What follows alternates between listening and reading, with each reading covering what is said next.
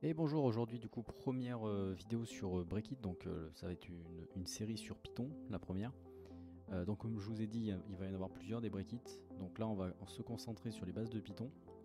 Donc avant de voir comment coder en Python, de voir la syntaxe, etc., donc les différentes structures qui existent, il faut s'assurer d'avoir Python d'installer. Ça peut paraître bête, mais si vous ne l'avez pas, vous n'allez pas pouvoir aller plus loin.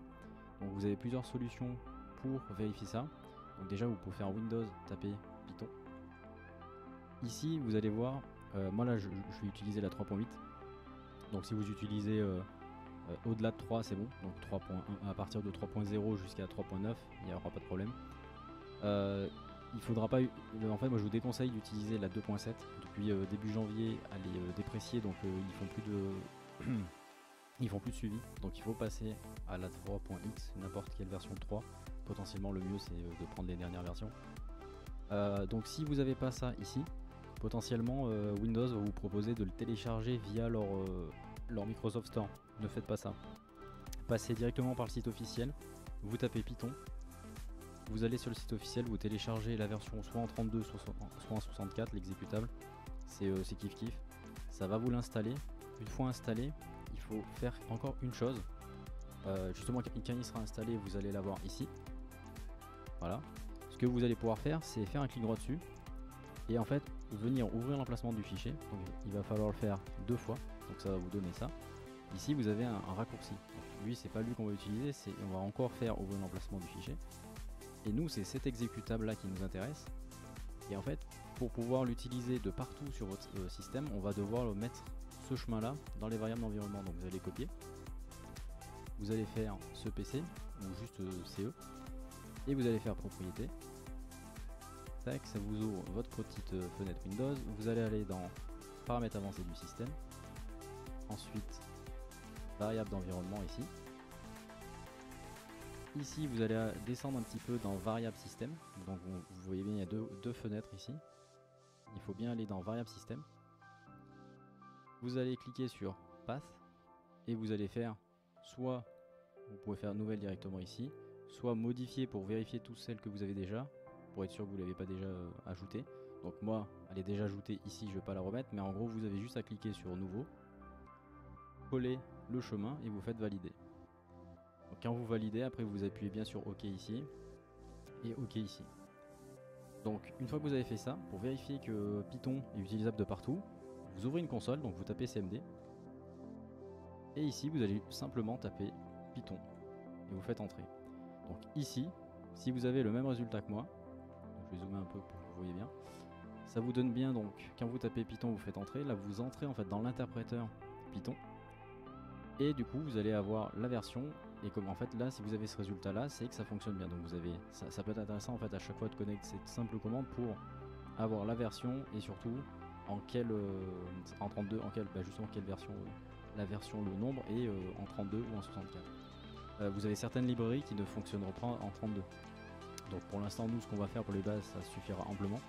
Donc là, en fait, cet interpréteur, il peut du coup vous permettre de tester des choses. Après, moi, je vous déconseille d'apprendre à coder dans l'interpréteur. En général, c'est uniquement pour tester des petites choses. En fait, à chaque fois, vous allez pouvoir, je sais pas, par exemple, bêtement, si je fais ça, ça va marcher. Parce qu'en gros, ça exécute des choses en Python, c'est un interpréteur de commande. Mais moi, je vous déconseille de taper des lignes de Python là-dedans parce que vous allez rien sauvegarder. Et du coup, c'est pas vraiment pertinent. Là, voilà, c'est juste pour vérifier que Python est bien installé. Donc, une fois que Python est installé, vous pouvez fermer ça. Et nous, du coup, ce qu'on va faire, moi, là, dans la vidéo, je vais utiliser Atom. Mais vous pouvez utiliser aussi VS Code ou autre, il n'y a pas de problème. C'est exactement la même chose. Donc, moi, sur Atom, j'utilise du coup Python Run. Donc, vous allez dans File, Settings. Ensuite, vous allez dans Install. Là, vous tapez Python. Et normalement, le troisième, on va attendre un peu, voilà, le troisième ici, Atom Python Run, donc de Foreshadow. C'est vraiment une application, c'est un petit plugin en fait qui est vraiment très bien parce que du coup vous allez avoir deux touches F5 et F6 qui vous permettent du coup d'interpréter votre script Python. Donc on est là, voilà, ce mot là, retenez-le bien, c'est vraiment une interprétation, c'est pas une compilation, c'est pas comme du C ou du C++. Ça on y reviendra justement quand je ferai des vidéos sur ces deux langages là.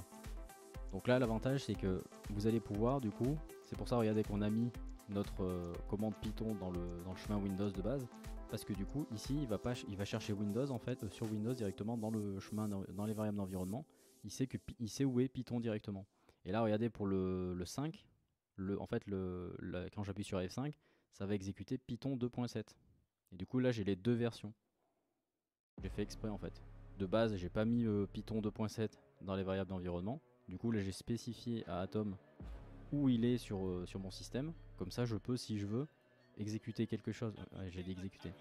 Interpréter un script en 2.7 ou en 3.8. Du coup vous pouvez faire ça aussi. En général aujourd'hui beaucoup le font.